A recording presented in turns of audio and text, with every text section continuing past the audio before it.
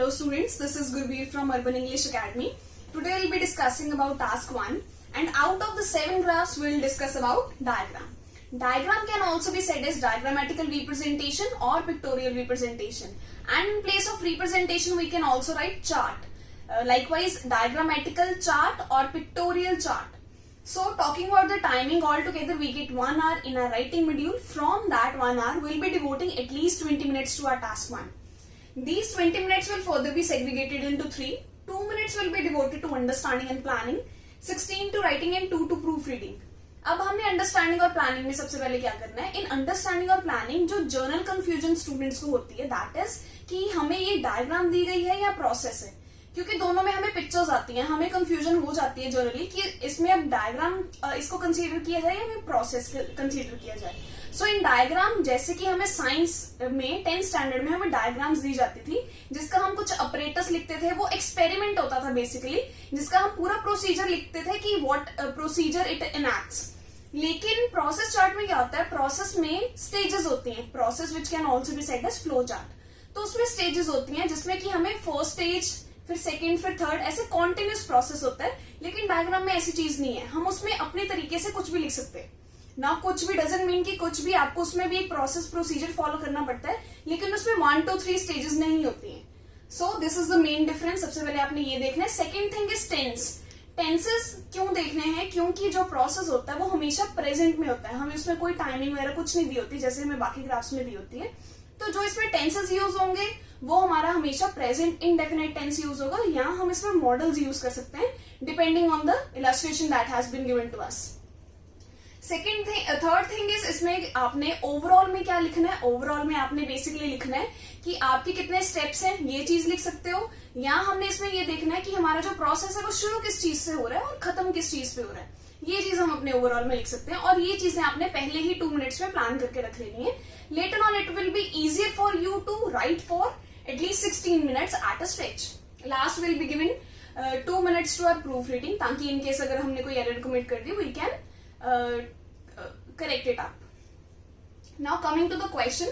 So our today's question is, the diagram shows how alcohol is distilled. Distilled is basically purified through a set of apparatus. Now this is an apparatus that has been given to us. हमें apparatus में क्या क्या चीजें हैं, everything is mentioned over here. आप देख सकते हो. This is a tripod stand under which a Bunsen burner is kept. ठीक है. उसके बाद हमने यहाँ पे हमें सोल्यूशन दिया गया है वाटर और अल्कोहल का. डिस्टिलेशन फ्लास्क है, वेपराइज्ड अल्कोहल है. जब अल्कोहल को हीट किया जाएगा तो वो वेपर फॉर्म में कन्वर्ट हो जाएगी, तो उसको इन्होंने यहाँ पे लिखा हुआ वेपराइज्ड अल्कोहल. ये अल्कोहल जो वेपर की फॉर्म में है वो बाहर ना जाए उसके लिए स्टॉपर फिक्स किया हुआ है. उस स्टॉपर के बीच में थर्मामीटर इंस्टॉल किया हुआ है. Now this flask, distillation flask is further connected with the condenser. Condenser के अंदर से दिस इज अ ट्यूब.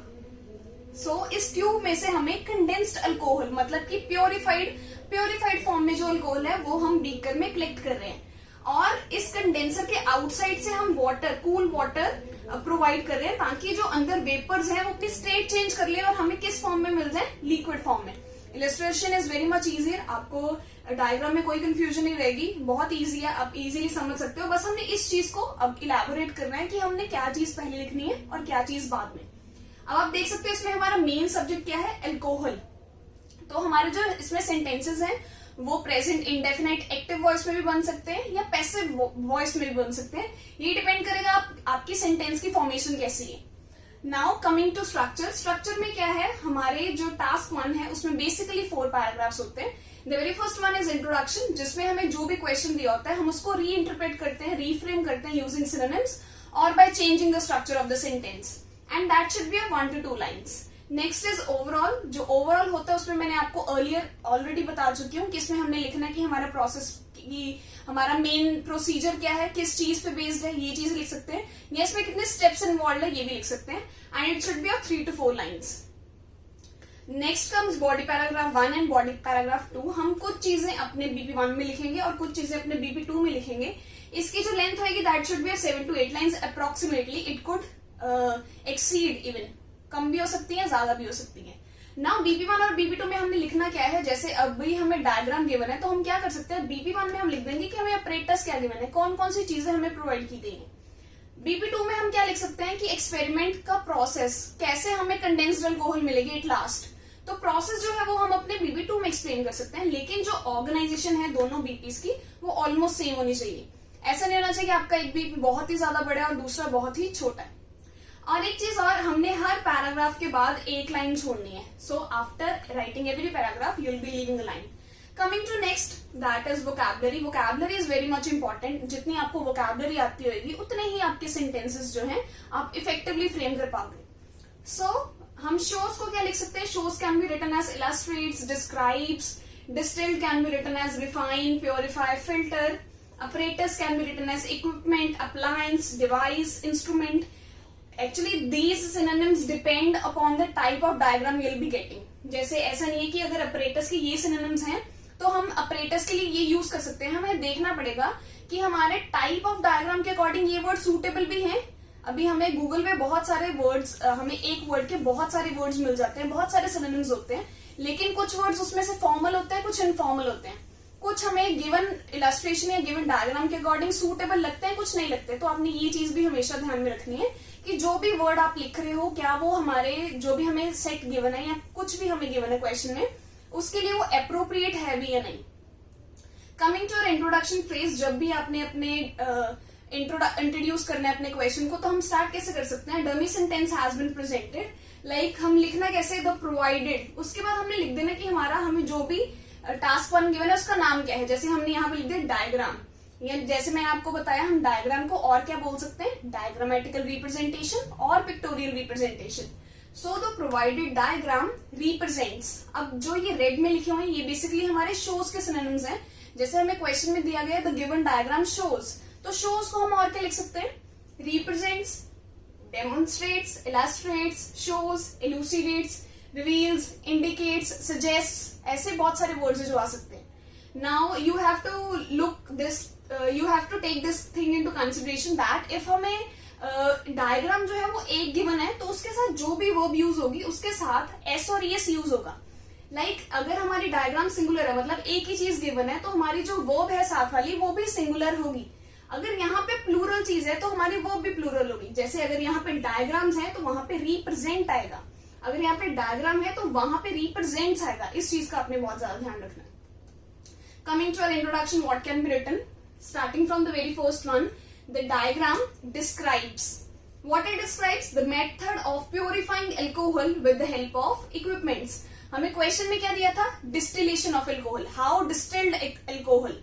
हमने क्या लिख दिया, मेथड ऑफ प्योरिफाइंग, डिस्टिल्ड को हमने सिनोनिमाइज कर दिया by writing purifying alcohol with, वहां पे हमें गिवन था क्वेश्चन में with a set of operators, हमने कैसे लिख दिया, with the help of equipments. तो ऐसे ही आपने अपने स्ट्रक्चर को सिंप्लीफाई करना है, चेंज करना है उसका स्ट्रक्चर। आप कॉम्प्लेक्स सेंटेंस फ्रेम कर सकते हो, पैसिव वॉइस में चेंज कर सकते हो अगर आपको सिंपल सेंटेंस दिए, अगर सिंपल सेंटेंस दिए तो आप उसको कॉम्प्लेक्स सेंटेंस में फ्रेम कर सकते हो। और ये सारी चीजें हमें तभी हो पाएंगे अगर हमें वोकैबुलरी आती है। So you need to be very much careful about the vocabulary and time to time you need to enhance that too. So coming to the next one, the given picture illustrates the method of alcohol distillation through a set of apparatus. Same हमने यहाँ पे भी कुछ words change किए हैं ताकि हम एक different introduction create कर पाए। Now another option we have is given is the diagrammatical representation depicting the process of purification of alcohol using dissimilar equipments. Dissimilar basically means different, various, distinct. कि हमने बता दिया कि हमें जैसे यहाँ पे लिखा था through a set of operators, हमने लिख दिया कि using dissimilar equipments, different equipment से हम क्या कर रहे हैं, अल्कोहल को प्योरीफाई करने का प्रोसेस कर रहे हैं। आपने स्टार्ट कैसे करना है, हमेशा अगर आप ये वाला सेट चूज करते हो हमेशा हमने लिखना है गिवन इज द, उसके बाद जो भी हमारे चार्ट का या ग्राफ का नाम आएगा वो हमने लिख देना है। गिवन को भी हम और कैसे लिख सकते हैं, हम ऐसे भी लिख सकते हैं provided is the, supplied is the, diagrammatical representation, pictorial representation और pictorial chart. Coming to overall, overall को जब भी हमने स्टार्ट करना है वी हैव सम फ्रेजेस, हम इन्हीं से स्टार्ट करेंगे हमेशा। So it is clear from the chart by observing the graph, the striking point और feature of the graph, the outstanding feature of the graph is that Marked changes can be seen at a glance at the graph. The given graph explicates as is presented, as is observed, as can be seen. So overall में आप देख सकते हो illustration आपको provided है. मैंने आपको already बताया हम कैसे लिख सकते हैं, हमने क्या लिखना है. या तो हम स्टेजेस लिख सकते हैं, दूसरी हमारे पास ऑप्शन क्या है कि हम लिख देना कि हमारा प्रोसेस किस चीज से स्टार्ट हो रहा है और किस चीज पे खत्म होता है, ये चीज लिख सकते हैं. इसके अलावा if you are a beginner, अभी आपने आइल्स करना स्टार्ट किया है, आपको नहीं पता कि हमने कैसे लिखना है overall, we have given you a dummy sentence, the very first one as it goes. Overall all steps are important. जो भी steps हैं that are mandatory to be done. Any step is skipped. If any step is skipped, then whole process is interrupted. अगर कोई भी step skip किया गया या miss किया गया तो हमारा जो सारा process है वो interrupt हो जाएगा, stop हो जाएगा, halt हो जाएगा. हमें last में condensed alcohol मिल ही नहीं पाएगी. लेकिन इसमें एक बात का आपने ध्यान रखना है, ये ओवरऑल आप तभी लिखोगे if you are a beginner, क्योंकि हमने फीचर तो कोई बताया नहीं है और ये सिर्फ बिगनर्स के लिए. ये क्रैम्ड सेंटेंस है बेसिकली, आपने मर्क्ड अप सेंटेंसेस नहीं लिखने. आईएल्स में you won't be getting bands of the sentences which you have written which are marked up and you have written that. So try not to write this sentence. In place of it we can also write overall the process consist of 7 stages हैं. Begin कहां से कर रहे हैं? Beginning with the solution of water and alcohol and ends with the collection of condensed alcohol. और खत्म किस पे हो रहा है? हमें आखिरी में क्या मिल रही है? Condensed alcohol. और स्टार्टिंग में हम कैसे कर रहे हैं, बिगिन कैसे कर रहे हैं अपना process? By adding solution of water and alcohol. So this is a very simple thing which you can do. वो फर्स्ट वाला आप तभी करोगे if you are a beginner. Initially आपको नहीं पता चल रहा कि आपने क्या चीजें लिखनी है. Coming to next, that is body paragraph 1. अब हमने ओवरऑल को स्टार्ट करने के लिए कुछ फ्रेजेस का यूज किया था. सिमिलरली हम BP1 को स्टार्ट करने के लिए भी कुछ फ्रेजेस यूज करेंगे. जैसे हमने यहाँ पे लिखा है, हम ऐसे भी लिख सकते हैं, as can be seen in the illustration, as can be seen in the picture, as can be seen in the diagrammatical representation, as can be seen in the given diagram, in the provided diagram. या जैसे कि यहाँ पे लिखा हुआ है, it can be clearly seen that. अब हमने क्या किया, अब साथ के साथ देखते जाओ कि हमारे यहाँ पे प्रोसेस हमें क्या गिवन है और सेंटेंसेस हमने कैसे फ्रेम किए. It can be clearly seen that water and alcohol is kept in the distillation flask. जो वाटर है और अल्कोहल है वो डिस्टिलेशन फ्लास्क में रखे गए हैं. And this flask is kept over a tripod stand. Under the tripod stand Bunsen burner is placed. इस ट्राइपॉड स्टैंड के नीचे बंसन बर्नर को प्लेस किया गया. Furthermore flask is closed with the stopper. Flask को एक स्टॉपर से close किया गया है. And a thermometer is passed from the hole in the stopper. और एक थर्मोमीटर को कॉक या स्टॉपर भी लिख सकते हो, इसको कॉक भी लिख सकते हो. एक थर्मोमीटर को इंस्टॉल किया गया है through this stopper which is passed from the hole in the stopper which checks the temperature of the liquid which is inside the flask. Why thermometer is used right over here? Thermometer जो भी इस distillation flask में जो भी liquid present है उसका temperature check करने के लिए. एक चीज मैं आपको यहाँ पे और बता दूं, आपको जो भी डायग्राम में चीजें गिवन है आप सिर्फ वही लिखोगे. अपनी तरफ से आपने एजम्पशंस या प्रेडिक्शंस नहीं लगानी कि ऐसे हुआ होगा उसके बाद ऐसे हुआ होगा. आपने कोई भी, जैसे यहाँ पे टेम्परेचर ओवर 100, हमें कुछ नहीं दिया हुआ, हमने अपनी तरफ से कुछ एज्यूम नहीं करना. Whatsoever has been given to us in the diagram, that should be written in your BP1 only. No, nothing much. So, which checks the temperature of the liquid which is inside the flask. Distillation flask tube is attached with the beaker. जो distillation flask है, that is attached with the beaker. And cool water condenser is attached outside the tube. और condenser जो कि distillation flask के साथ connected है, एक cool water tube भी इंसर्ट की गई है through this connecting distillation flask and condenser. Now अभी हमने BP1 में बेसिकली क्या बताया कि हमें अपरेटस में क्या क्या चीजें गिवन है. जैसे हम 10th में करते थे, इसमें ज्यादा कुछ मुश्किल वाली बात नहीं है. हमने सबसे पहले BP1 में अपरेटस बता दिया कि हमारा अपरेटस क्या है, हमें क्या क्या चीजें गिवन है. हमने बताया सोल्यूशन कौन सा है, फिर डिस्टिलेशन फ्लास्क है, स्टॉपर किस चीज के लिए है, थर्मोमीटर किस चीज के लिए, कंडेंसर, फिर बीकर में हम क्या कर रहे हैं. सो बेसिकली हमने बता दिया कि हमने कौन कौन से इक्विपमेंट्स यूज किए. नाउ कमिंग टू BP2 में हम क्या इंक्लूड करेंगे, हमारा प्रोसीजर क्या है. हमने इस जो भी हमें अपरेटस गिवन है उसको यूज करके कंडेंस्ड अल्कोहल कैसे मिली हमें. So starting from the first, moreover, when Bunsen starts heating the mixture of alcohol and water, then after some time the liquid starts evaporating and converts into vapor. आप देख सकते हो जब भी Bunsen burner को lit किया जाएगा, उसमें जो डिस्टिलेशन फ्लास्क में जो भी सोल्यूशन होगा दैट विल स्टार्ट हीटिंग, वो हीट होना शुरू हो जाएगा. जब हम किसी भी लिक्विड को हीट करते हैं तो वो वेपराइज होना शुरू हो जाता है, उसमें उसकी भाप बननी शुरू हो जाती है. सो सेम चीज इसमें होगी.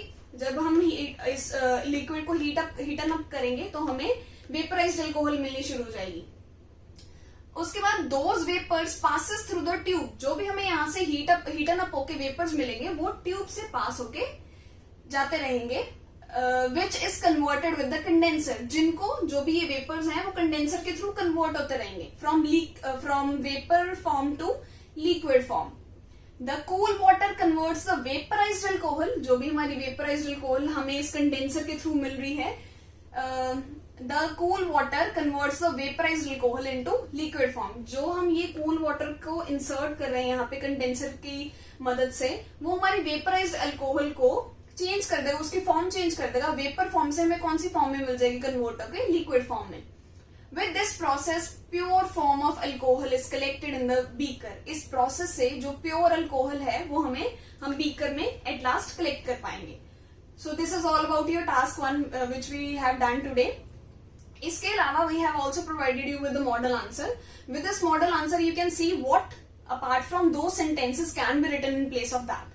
आपने इसमें जो सेंटेंसेस हैं those are quite complex from the ones that are given to you that we have done just now. आप इसको एक बार पढ़ सकते हो. You can see what are the changes made in the sentences which we previously done and in this one. आप इसमें type of sentences दे सकते हो, प्लस हमने क्या क्या चीजें लिखी हैं उससे different. This will help you to enhance your vocabulary as well as the type of sentences you will be framing. So I hope you like the video. Thank you.